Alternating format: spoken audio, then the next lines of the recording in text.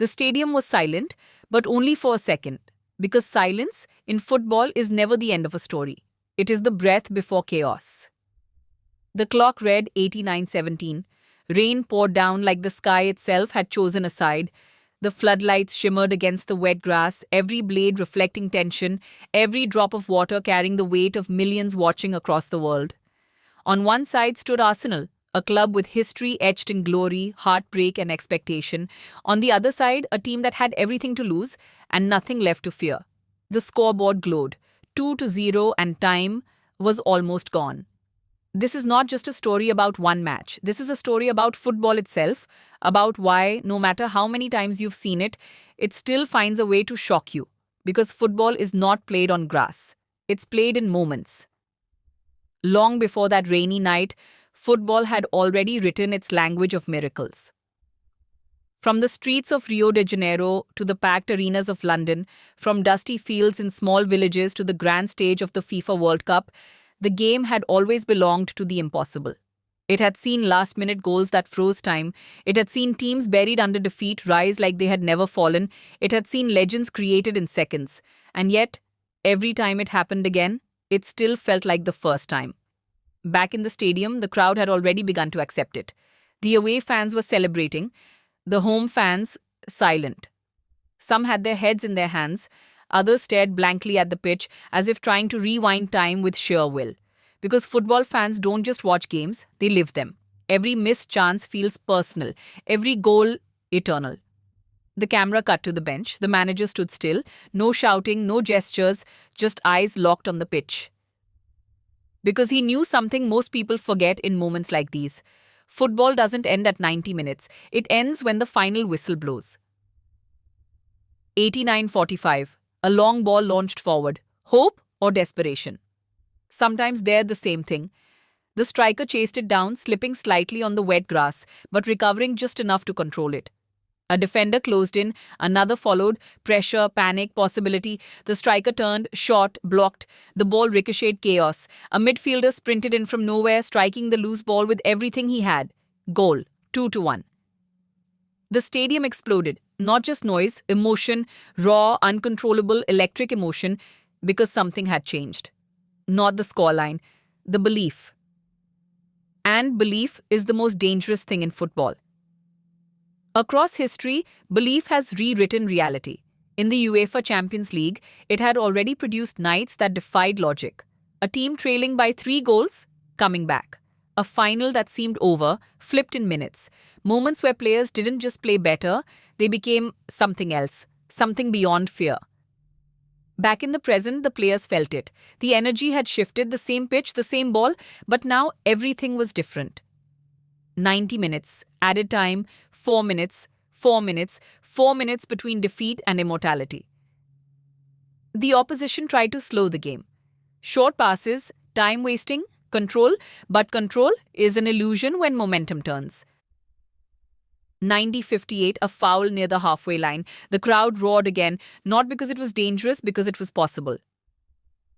The ball was lifted into the box, cleared, but only halfway. Another shot blocked again. The ball bounced wildly between players, bodies colliding, feet swinging, everything messy, everything desperate. Football at its purest is not always beautiful. Sometimes it's chaos. 91:42, a cross, headed away, collected again. Another cross, this time deeper, a defender misjudged it. The ball fell perfectly. A striker, one touch, then goal, 2-2. The stadium didn't just erupt, it transformed. People were screaming, crying, jumping, hugging strangers, because in that moment, they weren't strangers. They were part of something bigger than themselves. And that is why football matters. But the story wasn't finished, because comebacks are not just about equalizing. They are about believing. Just a little longer. 93:10. The opposition looked shaken. Not physically, mentally, because losing a lead that late doesn't just hurt the scoreline, it breaks certainty. And football punishes hesitation. A quick counter-attack, 3 players sprinting forward, 1 defender back, the pass, perfectly timed, the striker threw on goal 1-on-1. The goalkeeper rushed out, the stadium held its breath. This was it, the moment, the entire game, condensed into seconds. The striker looked up, paused, and chipped the ball gently over the keeper. Time slowed. The ball floated. The crowd watched. The net waited. Goal, 3-2. Pandemonium. Absolute uncontrollable pandemonium. Players running, fans screaming, commentators losing their voices. Because this was not just a goal. This was history, from 2-0 down to 3-2 up in minutes. This is football. But this moment, as incredible as it was just one chapter in a much larger story. Because football has always been a game of comebacks. Think back to the greatest nights, the impossible recoveries, the moments where defeat seemed certain until it wasn't. There was a night in the FIFA World Cup where a team came back from 2 goals down in the final minutes. There were matches in the Premier League where titles were decided in seconds. There were games where unknown players became legends overnight because football doesn't follow scripts, it creates them. Even beyond soccer, in National Football League games, comebacks have defined eras, quarterbacks leading impossible drives, teams overturning massive deficits, moments where belief outlasted logic. Because whether it's soccer or American football, the principle is the same.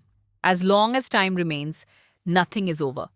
Back in the stadium, the final whistle blew. The players collapsed, some in exhaustion, others in disbelief, because even they couldn't fully understand what had just happened. The losing team stood still, hands on hips, eyes empty.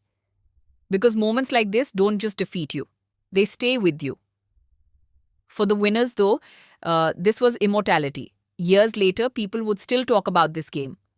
Clips would circulate, commentators would replay the goals, fans would relive the emotions. Because great comebacks don't fade, they grow. And somewhere, a young kid watching that game would fall in love with football. Not because of tactics, not because of statistics, but because of that feeling. That feeling that anything is possible. Because in football, the clock is not your enemy, it's your opportunity. And sometimes all you need is one moment, one goal, one belief to change everything.